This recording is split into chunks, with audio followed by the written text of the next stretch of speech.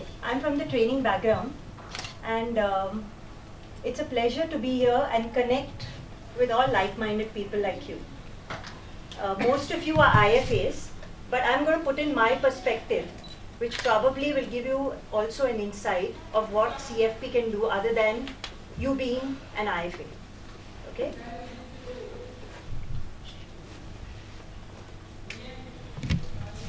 I'll just give you a brief background about myself, and after that, I'll just run through my journey from being a CFP aspirant to a CFP certificant. What did I do post CFP? And finally, I want to touch upon one of the most sensitive goals, when it comes to IFAs selling or promoting this goal. It's a very sensitive issue with clients. And how they do it is what we're going to discuss today. But why you are putting CFP CM? CM stands for certificate mark. Certificate? There is a registered mark, na? RM. Trademark. Trademark. Trademark. This is the It's a trademark. certificate mark. I did my graduation in commerce. After that, I did my MBA in finance and my MCom. And I started my work career with a small broking company where I handled the equity and debt desk. While working, I've got 19 years of work experience, and while I was working, I did many certifications which helped me upgrade my career. Some of the NSE certifications are listed. I also had to be IRDA certified because in my last job, I was working with an IRDA broker. It was a it was working with a broking company, insurance broking company. I was also AMFI registered for a while, and finally, when I quit my last job, I'll just tell you a little bit about my professional background. I've worked with various banking, financial, and insurance companies. So I have experience in the financial sector. And in 2013, I decided to quit my working life because I had some personal commitments. So what I decided to do is, I said I wanted to do a CFP because I thought, since I already have interest in personal finance, I wanted to handle my own finances. My husband is in the IT sector, so the onus of finance fell on me. So I thought CFP would help me to handle our own personal finances. Apart from that, what I realized in my last job, I worked for 10 years in an insurance broking company. And what I realized is that, clients are not looking at just an advisor, an insurance advisor. They are looking at a holistic advisor. So when I made friends with employees within the corporates that I handled, they never asked me about an insurance product, although I was an insurance broker. What they asked me was that, can you give me advice as to how I should handle my portfolio? What are the products that I should buy? And that is where I realized it is important to have more knowledge other than just having knowledge about a single product. And that's where my journey began. Another thing was that because as a woman, I'm sure women here will realize that at some point we have to give importance to our family. So after working for so many years, I decided that now it's time for me to be self-employed. And I wanted to work at my pace. And that was one of the other reasons that I decided to do my CFP. Mr. K.U. Shah, I got in touch with him. I was very fortunate that I got in touch with him at the right time. I was able to finish my challenge status. I completed my CFP through the challenge status in 3 months flat. And that was only because of his 5-step process it was my determination. It was, from my side, it was that I had to do it. There was no choice. But when you have a good coach, it just makes life simpler. And that's how he helped me. He helped me to, stick to my deadlines. And unfortunately, unfortunately, what happened was when I it was in 2014, and there was a change in the CFP pattern on Feb 1st, 2014.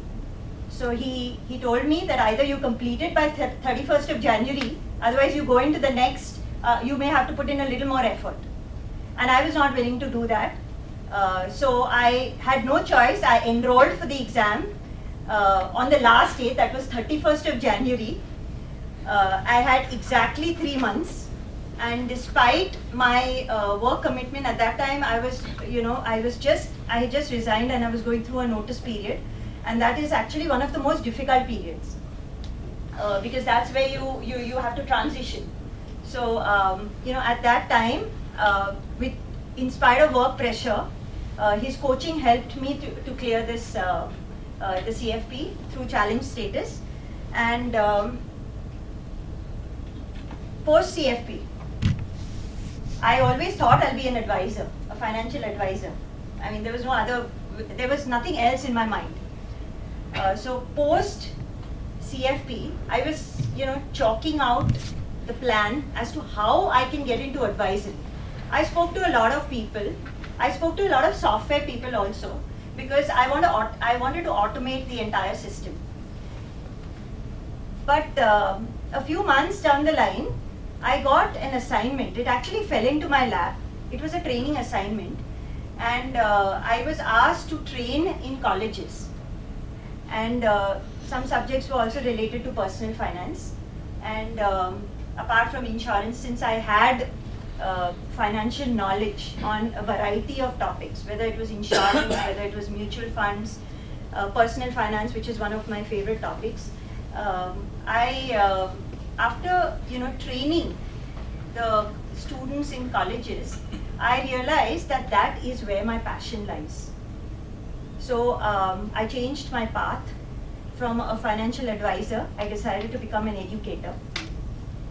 And what I feel is that it is important. See, earlier what happened was our education system was such that we did not gain financial education in colleges. We had to depend on extra certifications. But the system now is changing.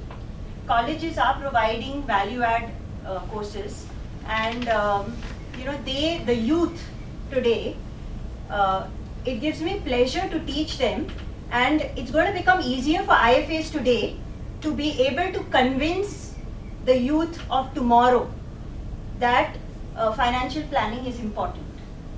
And that is what I want to facilitate. So that's the reason why I've taken this path. Okay. Life's first goal. Let's discuss this. I mean, this is what is the first goal, or when we advise our clients, what is the first and foremost goal that a client should have? I know many of you would have seen this, but can you tell me, what do you actually advise them? What should be their first goal?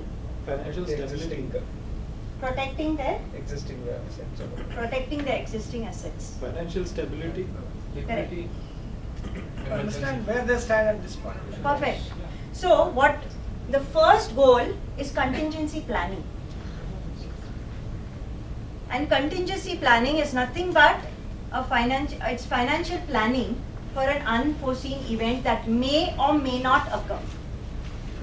So as Mr. Keyur Shah mentioned, that people today who are in financial distress, they actually go to the extent of committing suicide. Okay? This is, why do they do it? Because they haven't planned. They haven't done any contingency planning. So there are different kinds of financial distress that a person may have during his lifespan, And some of them, I've just listed a few of them. And what we need to educate the client first is that if you are able to do this contingency planning first,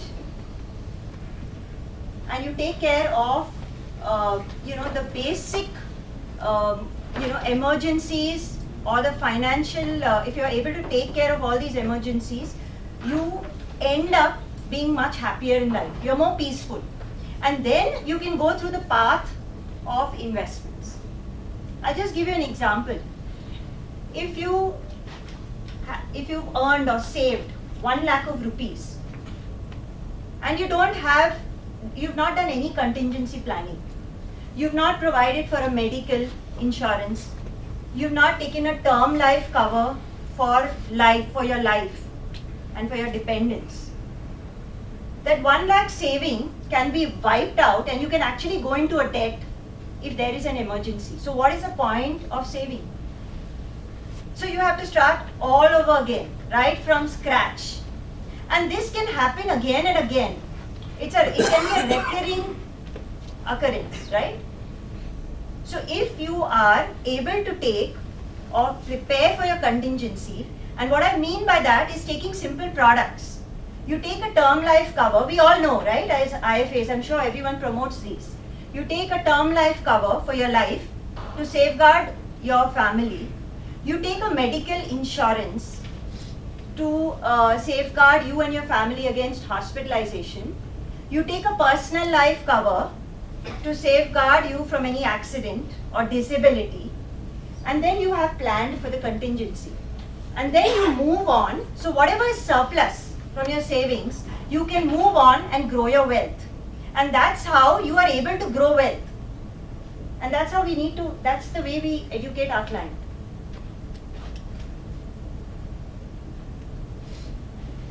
This is a very interesting subject, although very sensitive. What are the common myths or some common reasons why people actually don't take this? Have we all faced this as an IFA? Okay, so let's discuss one by one. I mean, these are some of the myths. We can add on to them if you have any. The first one is, why take a term insurance when there is no return for premium? Haven't we faced this? I have faced this all along in my career because I was an insurance broker. So every time I used to advocate this, I used to get this question. So tell me, how are we going to solve this problem? Can anyone answer how they convince their client? Please. Myself, my own example. Ma'am, I have taken, when I was in Birla Sun Life Insurance, I have taken my own term insurance plan. When my father got to know about it, he told, why you have taken this, and for 25 lakh rupees of term insurance, you are paying 8,000 rupees. At that time, it was a little bit higher side. 2-3 years I paid, then my father told, why you are paying. I stopped paying that. Same year, I got to know that I am a diabetic.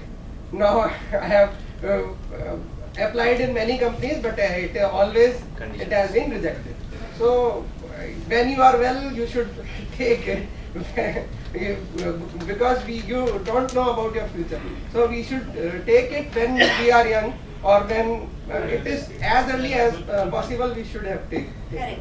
So how would you convince the client? Basically- He's giving it through an example, but how would you tell the client? Basically, insurance is a premium that you pay to get that service. It is not an instrument of savings or investment. Correct. It's an expense. It's an expense. You should just like how he takes a vehicle insurance, right? You pay some money to get your vehicle insured. In case of any emergency or any accident, so you get that. At the end of the year, you're not going to get anything back from the insurance company for the 2-wheeler or 4-wheeler, right? But a motor insurance is mandatory. Term True. insurance is not mandatory. It's not mandatory. So you can actually discuss, they can actually come back to you and say that motor insurance is mandatory, so we take motor insurance. Term insurance is not mandatory, and it's an expense to us. Why should we take it? We'd rather take an endowment plan where we get about 20 or 25 lakhs at the end of 20 years, rather than take a term life, pay 10,000 bucks every year.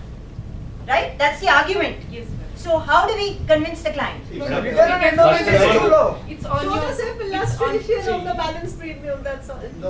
Sorry? Madam, good.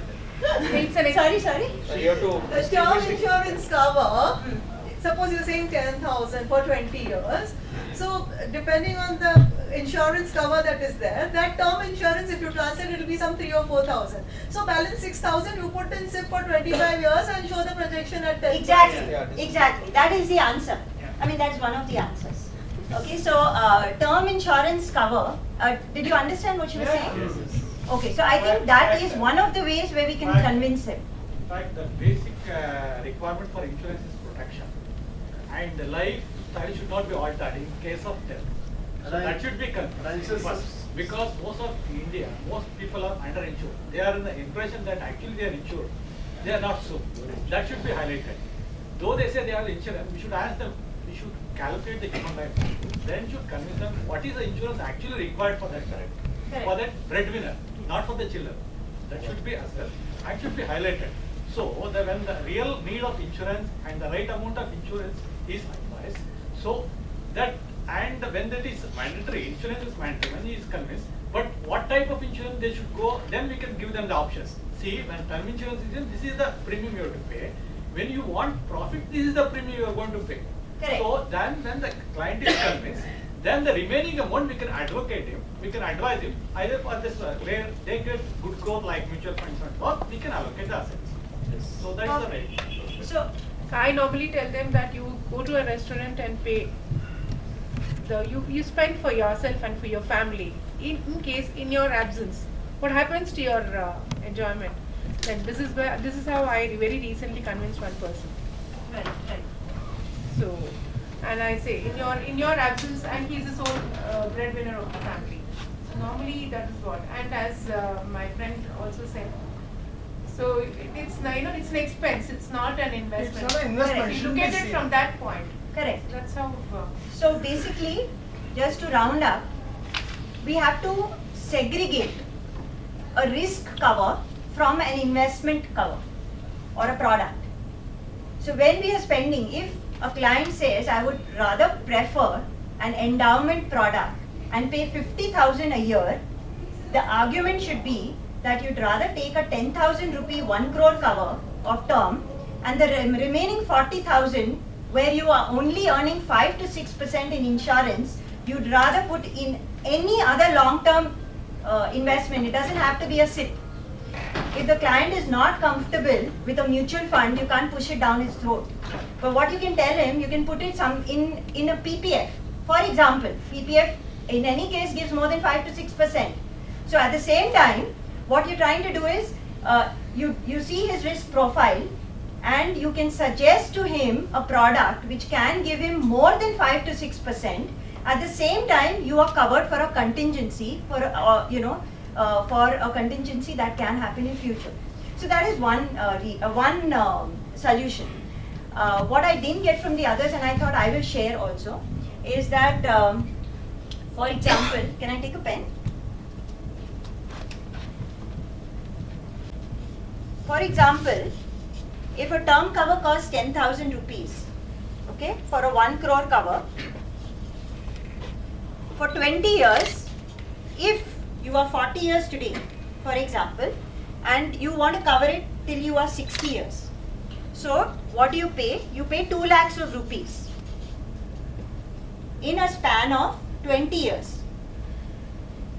If your monthly expense, household expense today, is say 25,000 per month, okay, this 25,000, as Mr. Keyosha puts in, is the current cost, okay, with 8% inflation, after 20 years, your monthly household expense of 25,000, the inflated adjusted cost would be close to 1,16,000. I've done this calculation at home because I don't have a calculator. Okay, so 1,16,000 would anyway be your monthly expense after 20 years every month.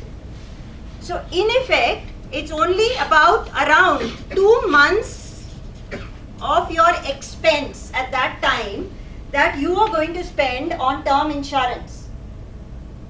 So you can definitely, can't you definitely spend or trade off 2 months for 20 years of a peaceful night's sleep? So that is one other way of putting it. Or another common reason why people fear contingency planning is about Mediclaim. Resume continue.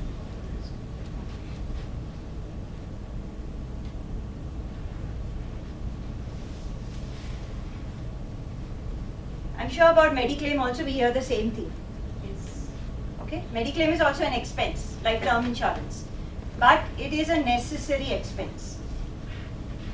Our company, this is a common myth. Again, from insurance, because I have the experience in insurance. Our company is offering a Mediclaim policy. We will take a personal Mediclaim policy at the time of retirement. How many of you face the same issue? I'm sure most of you. So how do we tackle this solution? How should we tackle this problem? Satyam exam. Satyam example. 2008, before that, I was telling the people, please have your own insurance. They didn't believe. Satyam episode came. Immediately, everyone lost their medical this one and companies started cutting their expenses. Correct. Then a lot of my clients called me. Good reason. That's a good, See, very good reasoning. when But we company can't is wait for another Satyam, right? Yeah. So, See, so what do we do? When company is providing, it is as long as the employee is working that time only. Correct. And it is a limited amount It's going to be as per the company norms, which may not really take care of the entire family, including parents' health requirement. And also there is a medical inflation of 17 to 20% per annum, which is at a very much higher side when compared to the regular living. And also, people today who are healthy, who are working in any corporate, who has a false impression that they are having company policy that will take care, they are going to become ill, maybe because of the diabetes, BP or any age-related whatever kind of thing. At that time, if they realize it's of no use. And yes, and these are the things we have to tell. And that too, when you see, at the time of retirement, we don't know really their health. They themselves cannot guarantee, and that time insurance companies won't give, even if they give with lot of conditions which doesn't serve the purpose. Correct. Anyone else? Any other reason? How do you convince him, the client? I think he's covered everything.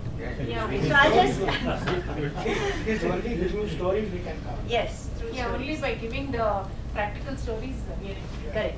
So there are two basic reasons that we can say. I'll just recap. One is that we generally move jobs, right? We don't stick on to a job. It's not like the olden days where our parents probably stuck on to their job till retirement. Times are changing, and as soon as you get a good opportunity, you move jobs. So in between two jobs, you may have a Mediclaim policy from your company, but in between two jobs, you are without a cover. And there have been instances where, when I was working, the employee who had left the company, suddenly something happened, not necessarily to him, but some member of his family. And at that time, there was this one guy who called me up and he said, I've just left my job and there is some emergency in the family. So is there some way I can claim from through the company? Now how can he do that? He's already left the company, and as you know, the company gives details of the people who have left, so they don't have a Mediclaim cover. So there is a time period, however short. It may be a 2-week time period, it may be a 1-month time period, but in this time period, if something happens to you or your family, and you have to be hospitalized, you can just imagine what your bill would be. Right? It need not be a health Is it hazard. further It expecting can be hike an also will be accidental there? It can be an accident. Yes. So, here we are actually covering two things. Yes. It doesn't have to be Mediclaim, but it can be a No, you- personal accident and a Mediclaim cover. Yes, even due to accidents, the accidental surgeries are covered in a Mediclaim Correct. only. Correct. So naturally, it may run to lakhs also. Correct. Correct.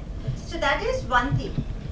Secondly, as he was saying, that today, you would all agree with me, all our jobs are very stressful. Diabetes was unheard of in olden times to a person who is 25 or 30 years or 35 years.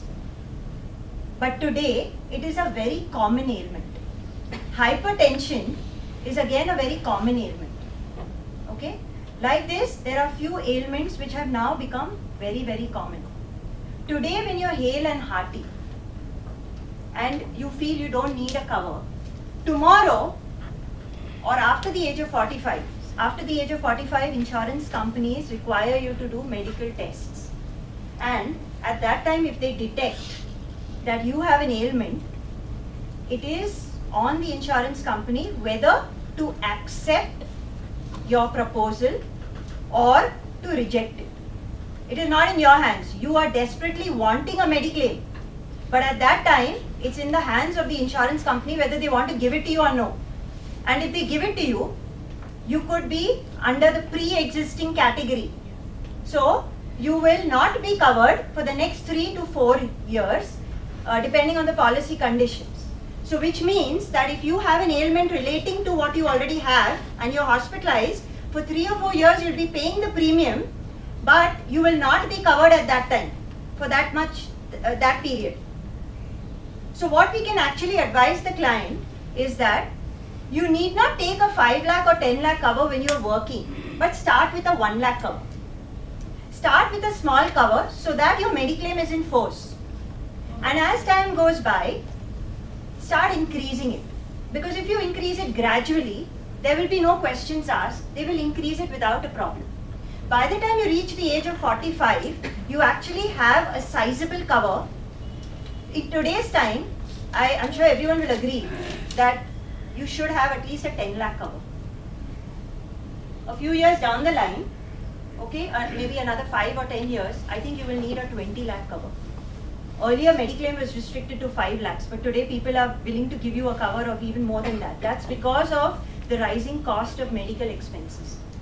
So we have to ensure that if a client, we have to ensure that if they take this, they can safely move on their journey of investment and wealth creation. Because then they put their entire savings after taking care of this into the wealth creation journey, and that will be a smooth journey. The third myth is plan for 3 to 6 months of your contingency reserve. Don't we always say that? Yeah. So is it true actually? Yeah, it is true. It's true? Okay. Otherwise, we have to use credit cards and pay more and more. Madam, Sorry today. I've And faced again, a challenge. consider CFP. Search in Google. The person's working in defense, person's working in the army, Correct. and those who have got the CGH's facilities, I have a challenge with those people. When we go they're prepared for a planning, but for all the rest of the investments, but except for these two things. Which one? The First is second? the term, and the second is the Mediclaim. Correct. Outrightly they say we are not for this because everything is taken care by the organization. That actually may be true. And Because, that's what, because I have a challenge. This question was just cribbing me a quite long time. I don't know how to how to handle the situation is becoming very. There is no need to handle it. The thing is, No, That they is are covered, really madam. what? They can be Full-fledged they are issued covered. here. It is They are covered. really Till- covered. till- till there is Yes. No need, they don't tell you the spend. truth. Example, let me tell you.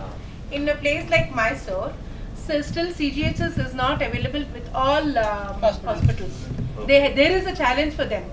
They don't get the cover with all the hospitals also. They don't have a tie-up with They any can of get the hospitals. letter and Like that. We tell them that because so that it can be handy immediately, like that. Right. Okay, that is. That is one part. Second part, what I feel is that the cover that you get, it may be a whole life cover. I think they get it throughout their life, right? Yes, yes, This yeah. entire cover. But how much is required and how much they're getting is a question. Yes. So that's where the financial planning comes, Yes. that if with a timeline, like Mr. Keyusha says, Yes. that how much insurance is required. And if you fall, if there's a shortfall, Yes. that is where you need to bridge the gap. So you don't need to take it for the entire amount. You can probably only take it for the deficit amount. But they'll get. Yeah, that's what. They'll get. Yes. Do they get the whole amount? Whole amount. If they get the whole amount, actually then there's no issue no here. limit for them. It is not necessarily all. There's no limit, whatever the bill, all they don't have to products pay is sold to single- all No, people, they na? are- Yeah, exactly. Yeah, it is not. Not required. If someone is already covered, so don't target. Yeah. Ah, Even government employees. So I guess, So I guess, they'll think that And even ESI That is employees. why. okay, let's just talk about the last myth. I think we're falling short of time. The last myth is 3 to 6 months, which is actually, it's like a thumb rule, okay? Without realizing, we always say keep 3 to 6 months of what? Of your salary, of your expenses, generally expenses, okay? Generally, it takes care of all your expenses, including your term or medical cover. All these are your expenses. So if you take care of 3 to 6 months, it's fine. But I have a different perspective here. Okay, this cannot be applied to every section. Like you pointed out, that to a defense person you can't sell Mediclaim and a term policy. I don't think we can generalize this. Again, over here, there are people who work as contract staff, okay, or they work in a particular industry. They work in an industry where the economy, with the change in economy, what happens is they may lose their job, and because it's a seasonal job or a contract job, you may not get it easily. So generally, you can't generalize this. That's one thing. So it has to be based, it has to be a customized approach even here. In some cases, you actually need to even keep 12 months of reserve. So we can't generalize and say that 3 to 6 months of contingency reserve is what you require. That's what I'm trying to say. So even in this is a myth which also has to be, it has to be customized to the requirement of the individual. Okay, so with this I end my session. I hope we've had a fruitful discussion. Education, madam, please. Madam, please do moment. One more round of applause. Yeah, Anubhav. So now we have one IT professional. Before we go for tea break, so we have one senior IT professional working with Ola. So